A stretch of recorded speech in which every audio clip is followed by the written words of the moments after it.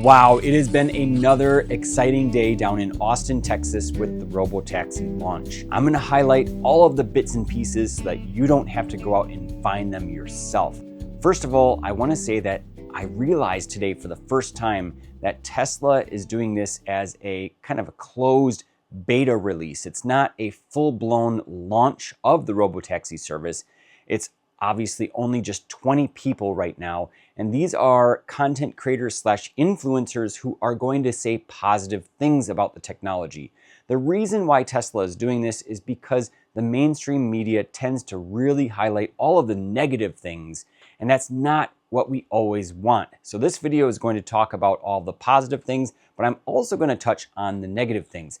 One thing you know if you've been following me on my channel here is I highlight all the good and the bad things. I gravitate toward the good things, and I'm a lot more optimistic about this technology than the mainstream media seems to be.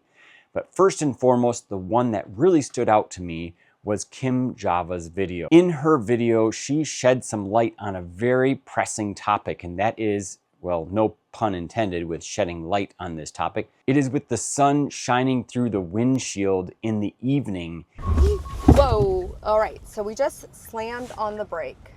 I'm not exactly sure what just happened, but the car thought it saw something, and this happens in full self-driving. You can see that my stuff is on the ground. It's definitely that time of day when you try to adjust your visor and put on your sunglasses, kind of reposition yourself to be able to see in front of you. Honestly, I struggle with seeing. And that's one of the things that people have talked about with Tesla Vision. What happens when that sun glare is too strong and the car can't see? It has a tendency to blind the cameras. Now, anybody that's been using FSD, whether it's Hardware 3 or AI4, knows about this issue. It appears to still be an issue with Robotaxi, although it doesn't happen in every single situation.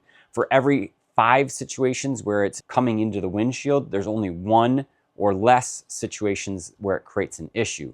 And then we have videos from Black Model 3 showing that it was not an issue at all. Sawyer Merritt went on a ride with Herbert in the evening, and this was on the first day of the launch, and there were no issues there. And then we also had Dirty Tesla that was testing it. So we had a lot of people that showed there were no issues. So a lot of people think the sun at certain angles will mess it up, which in the past was definitely true, and it's something to look out for. I think Joe Tegmeyer as well had a video. Generally speaking, it's not an issue in every single situation, but it does raise the point, what do you do in those situations? Well, I gave this a lot of thought, and the answer is not to add extra hardware. In reality, that would be probably a good thing. If you think about what a human does in those situations, well, first thing they do, they lower the sun visor, and that would be the hardware solution. You'd have some sort of little cover that would come down partially and block the camera. It would basically create a shield against the sun. The second thing humans do is they squint their eyes. They kind of go like this, right? When the sun is really, really bright. And the third thing that humans do is they slow down or they pull over to the side of the road. The second and third things are valid options for Tesla. What they can do is lower the exposure or lower the brightness in those situations, and they can also slow down and pull over to the side of the road. I would like to thank Kim Java for not making that the center of attention in her video, although if I was there, it probably would have stood out, and it's human nature to kind of gravitate toward the issues rather than talking about the positives. But she played it off as a game, Waymo versus Tesla, who can get to the destination first, and she had a lot of fun things in the video, and that was kind of more of a side topic. In fact, she opened it up talking about Waymo and some of the issues that Waymo has. Waymo's not perfect either. So when everybody's saying bad things about Tesla, you have to remember that Waymo has a wide range of issues as well. I'm not saying Waymo is worse than Tesla. I'm just saying that it has problems as well. So we can't avoid that topic completely and say only Tesla is having these problems, when in fact this applies to all self-driving vehicles. And here are some great examples of where Waymo screws up. Devin Olson mentioned, so where are all the articles scolding Waymo for this kind of behavior? Too busy writing articles about Robotaxi going 4 miles per hour over the speed limit? I have no ill will towards Waymo, and I genuinely hope they succeed as a company. What I do hate is that people just forgive them for all of the mistakes they make. Meanwhile, every little touch of the brake pedal, etc., is under a microscope when it comes to Tesla Robotaxi rollout. It's a frustrating double standard. There was another fascinating scenario from Bradford Ferguson from Rebellion Air, where he was taking the Robotaxi during a torrential downpour and it just chose not to proceed driving. In fact, it just wouldn't operate at all. And this goes back to my previous video where I talked about the weather station that kind of shows up in the operator room, where Tesla's monitoring that at all times.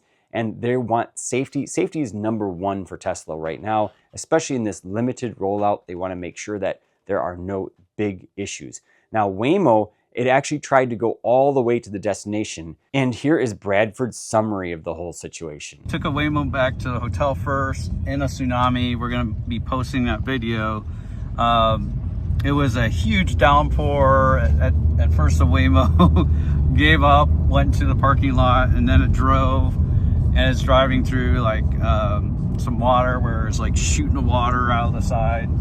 And then it went off the road at one point to like stop driving, and then it went back on because like it didn't feel safe or something like that. It got us to the destination, but it was slow for us to get back to the HEB because there was an accident. So we just talked to our Uber driver, and he said that there was an accident right in front of HEB and it backed up the street for like over a mile.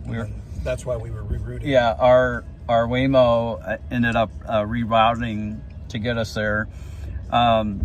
So Tesla shut down their network because of that storm that came through. It wouldn't allow us to take rides. So JC and I, we got a ride. We were on live stream, but then we couldn't do a second one. We were wondering why. And it's because the line of storms coming through. And what happened? What happened was there was a big accident, and our Uber driver says a huge side swipe, crushed in the front rear doors. Car looks pretty totaled. Might have been a T-bone, sound like, but maybe. I suspect that the weather played. It was a factor, right? Yeah, sure. The weather played a role, so it's smart for Tesla to shut down when that's happening. Maybe Waymo shouldn't have taken us, but it did, and it did it safely. But it's a higher risk, and what Tesla doesn't want is to take a higher risk.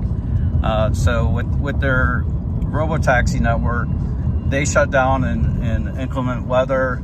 We'll see if that's a pattern. I think it's a smart thing, not a bad thing, that Tesla shuts down their service in heavy thunderstorms.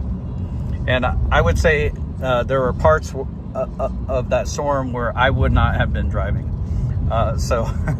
Now, when we look at mistakes that Robotaxi is making, there are a couple of them. Besides the sun that's glaring in, there were a couple others. Dirty Tesla ran into a situation where he asked to get out of the car, or he asked to get dropped off earlier, whatever it was. He pushed a button in the car. I'm going to roll the clip here, but basically it stopped in the middle of the road and asked him to basically get out of the car. He was like, so then support came in really, really quickly, ascertained the situation, and the passenger next to Dirty Tesla. Right now, Tesla is only allowing 2 passengers in the back seat. They mentioned to the support, hey, can you just continue on with the trip? So let's go ahead and roll the clip here. I can say drop me off now. That's interesting. So I'm going to reroute it. I'm just going to click drop me off now, since that's an option, and see what the Robotaxi does. End ride now. The vehicle will pull over to the nearest safe location. Heck yeah, let's do it. So we'll confirm that vehicle is finding a safe location to stop. That's so cool, pulling over. So yeah, of course, don't just stop in the middle of the road. But we can end the trip. I'm like, yeah, it's close enough. I put a destination that was near where I'm going, right? Oh, a little bit of wiggle there in the wheel. Interesting to see that. And then you can just kind of hop out whenever it's safe, which is, I mean, what a great option. That's really good to see.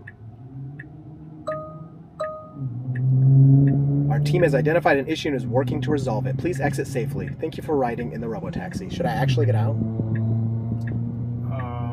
The car parked here. Yeah. That's the support. How can I help you? Can you just please resume the ride? Copy that. Thank you.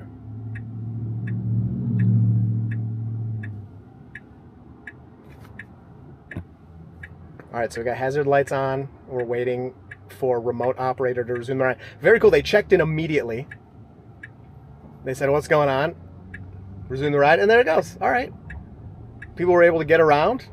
No type of emergency. I feel slightly responsible for that, but it was an option presented to me, so, you know, I don't think I did anything wrong.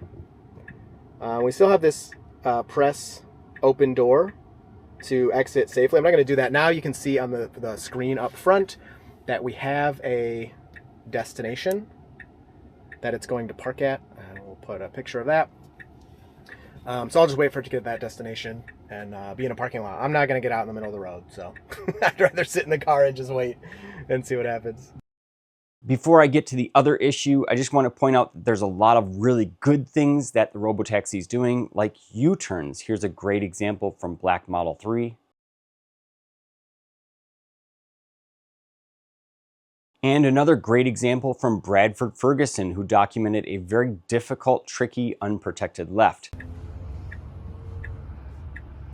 So we're starting off with an unprotected left. Yeah. Double. There's no traffic coming from the right. Waiting for an opportunity on the left.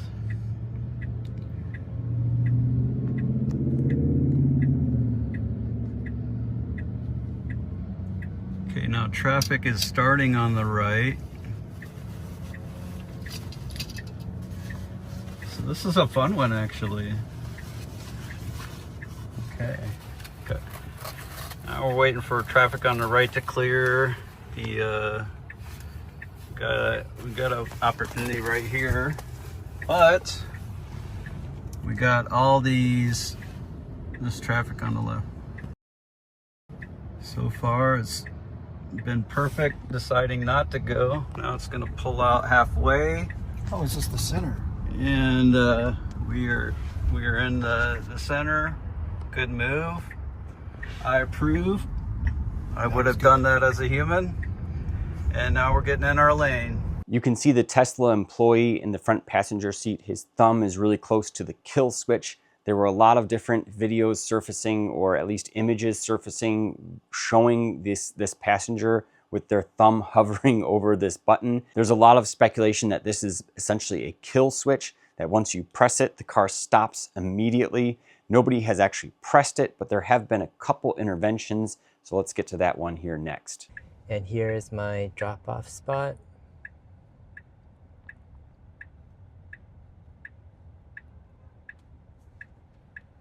Oh, we got an interesting situation. Okay, the UPS car is coming very, very close to us. If I was Robotaxi, I would be going back a couple feet, but yeah, but I guess the UPS driver is okay with parking like that.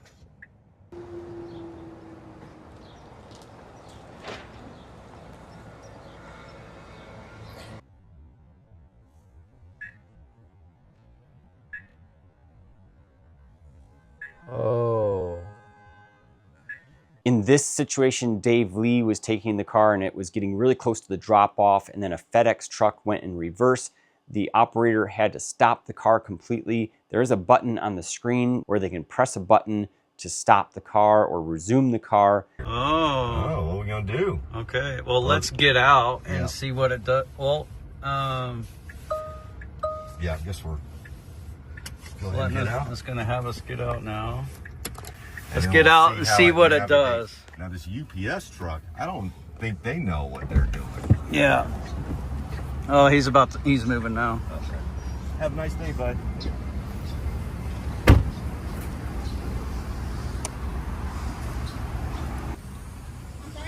You got a car behind you? Oh, yeah, I see it. Okay. Oh, look at this. Well, reverse it out. what happened? It reversed out.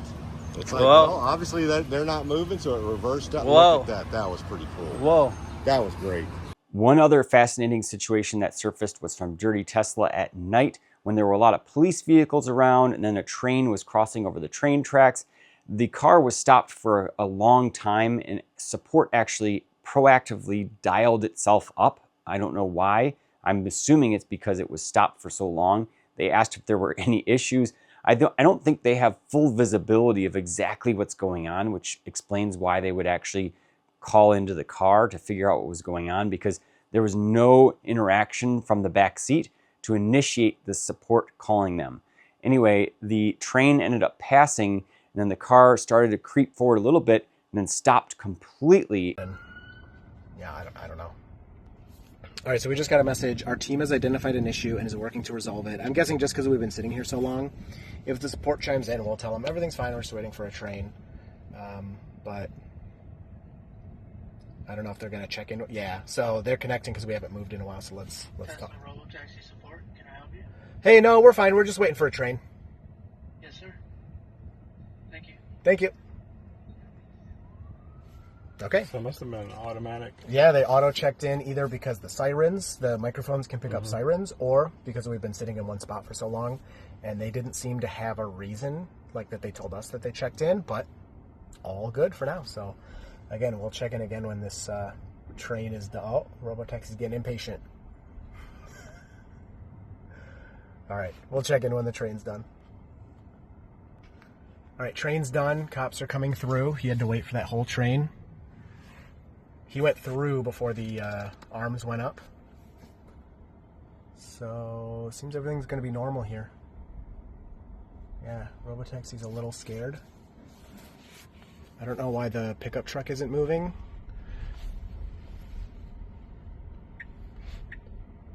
It wants to now randomly turn left for no reason. Oh, man. It's kind of pulsating the brakes a little bit. If I was in the car at this time, I would have been really frustrated or agitated. There's the people that are going around in these robotaxis have to have a lot of patience. They also have to, in my opinion, have a lot of experience and trust with FSD to allow the cars to do what they're doing. Yeah, I don't know. Okay, it's going to go straight. I think it was going to try to turn around because we were stuck for so long, but this is definitely the right thing. I don't want to turn around. There's another cop up there. Yeah, I'm not sure what's going on. Why are they... Have you ever heard cops do that? Where they just keep randomly... No. I don't know why they would be. He doesn't seem to be stopping anybody. We are moving over to get out of the way. But having that front passenger says a lot. I think if that person wasn't there, this would be a lot more difficult for Tesla to actually roll out. I have no idea what's going on. Maybe they're playing with the autonomous vehicle. See what they'll all do. Yeah, I'm messing with the Robotaxi. So we need to make a left turn here, and we had moved to the right to get away from the cop. So... Which was technically the right thing to do. Oh, for sure the right thing to do, but I don't think this is a left turn lane. And you have to give a lot of credit to Tesla, by the way, for actually allowing people to film. There's no restrictions on this whatsoever, and I can't believe they're allowing this to continue now for 3 days straight. Overall, I'm optimistic that this neural net approach is the correct solution. If you think about it, people use their eyes to drive. You only need eyes to drive and nothing else. Well, your ears to hear sirens and other sounds around you in those unique situations, but that's already being accounted for. So Tesla's doing the right thing by accounting for vision. It really becomes a software issue, in my opinion. It's a lot more software than it is hardware. The challenge to get everything correct is very, very difficult. And as time goes on, you just need more computational power. You need more neural nets, you need more parameters. It just becomes a very, very challenging thing to solve. And that's why it's taken Tesla so long. But look where they are right now. I'm optimistic that this will continue to go forward. And like I said in my previous video, I really can't wait until they 10x this, 100x this, and start rolling it out all across the country. The real holy grail that Tesla has against all of the competition is that every single Tesla has all of these cameras, 8 to 10 cameras built into the cars. As Elon said, it's like a normal cat. A cat just roams around, a cat's a cat. But this cat has superpowers. It can sing, it can dance, it can write poems. It can do all these unimaginable things, but it looks like a cat. It still looks like a normal cat. So all of the Tesla cars are very special in reality, but nobody knows it. and with the snap of a finger, they can all be turned into their own Robotaxi. I can't wait until that day with my car, and the advantage of having an older car is that you don't really care about people jumping in the back seat. Some people would say, absolutely not. I'm not letting anybody get in my car or to be taken around. But in my case, my car is 6, almost 7 years old. I don't care. Let people come into my car.